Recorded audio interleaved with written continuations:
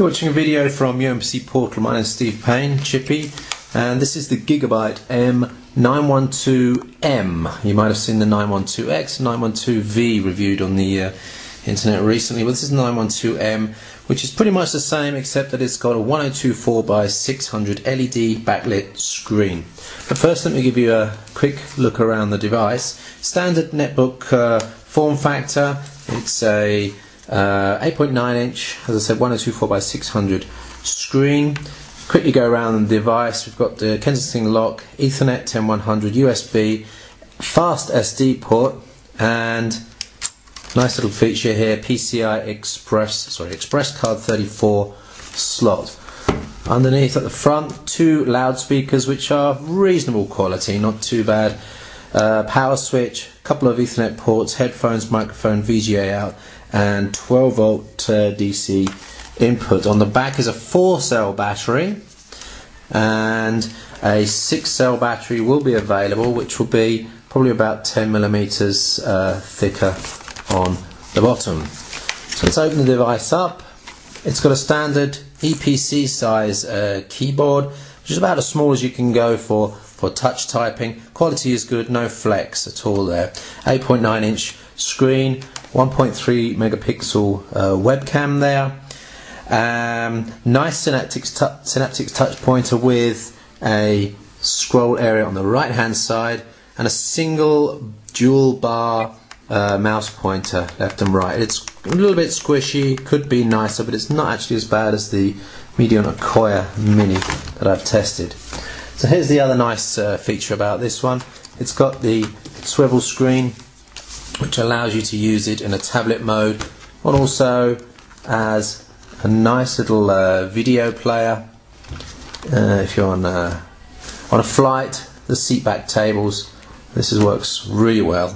Also on trains and cars as well. 1.3 kilos in weight, which is a little bit heavy for tablet style use, but there's a lot more places you can use this than a standard netbook. On your lap, it works out very nicely in portrait mode.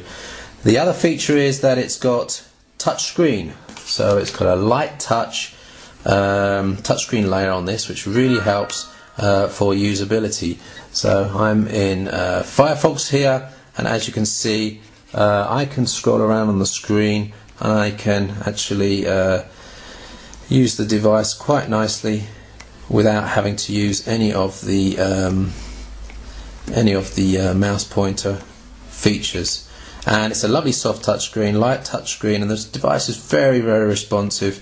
I'm quite pleased with it. The actual performance of the device is very good as well. It's got a very fast disk in it, so startup times for any applications are really a little bit faster than most of the netbooks I've tried. It's got a nice Wi-Fi module in it as well, and the whole thing seems really, really nice and snappy. And with that touchscreen feature, you're able to move around and really get some good use out of it. Let's show you a few websites. There's friend feed. Let's go on to my website, that's umcportal.com. Here you can see scrolling up and down, no problem.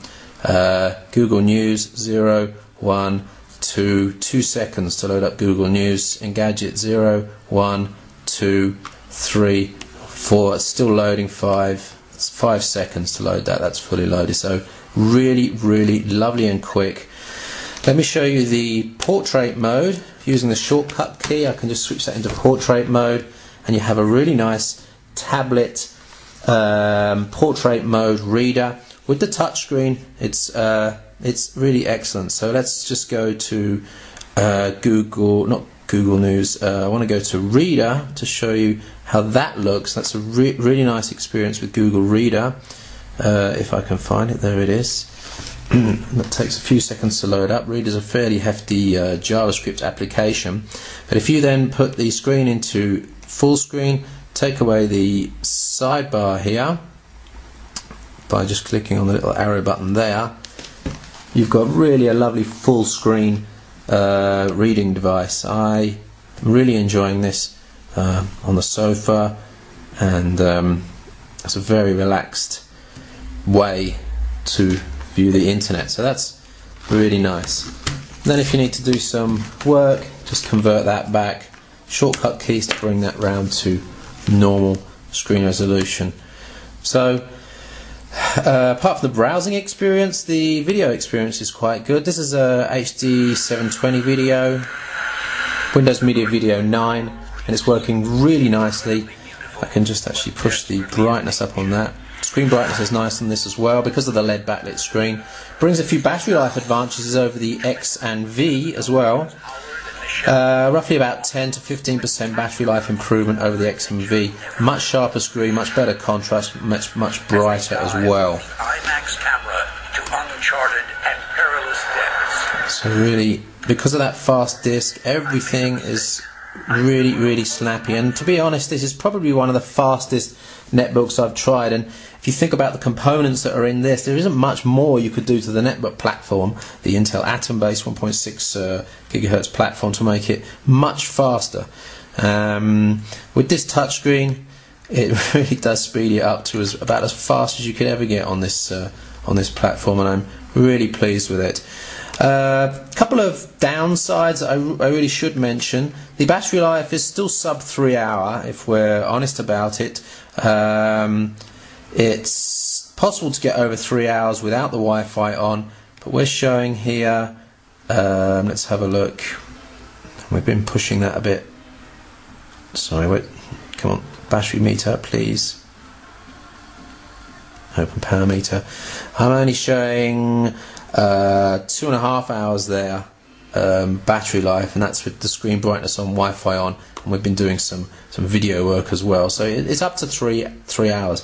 Second thing is that the fan seems to be on most of the time when you're using the device. The fan output is here, but what it brings is a slight cooling of the chassis because the X and V versions were slightly warm around the keyboard, especially when you use the device in tablet mode like this. So it would be nice to be able to choose between having a warm device and a cool device, or a loud device and a quiet device. But and I have tried to use speed fan to adjust the fan, but that didn't seem to work. So those are the only two real downsides to this. One thing I should mention is on the underside of the device, you've got access to the 2.5-inch SATA drive. This is a 160 gig drive in this version. It's also got Bluetooth in there as well, so you could theoretically swap that out to 300. I believe you can even get 500 gigabyte 2.5-inch drives now. So this as a storage device, as a media device, could be really interesting for some people. Underneath there is also access to the memory. Swapping it out for 2 gigs is very easy. There's also a PCI Express mini slot in there, which is unfortunately locked for use by Gigabyte in the future. So putting in an internal 3G card is not actually an option at the moment. There is, however, of course, the PCI Express card 34 slot, so you should be able to pick up 3G module for that fairly easily. So one more thing to mention, top right hand corner is the stylus. So all in all, the 912M I believe is slightly better buy for the average person than the V and the X with the higher resolution screens, because of the nicer contrast, the nicer brightness, and the slightly better battery life.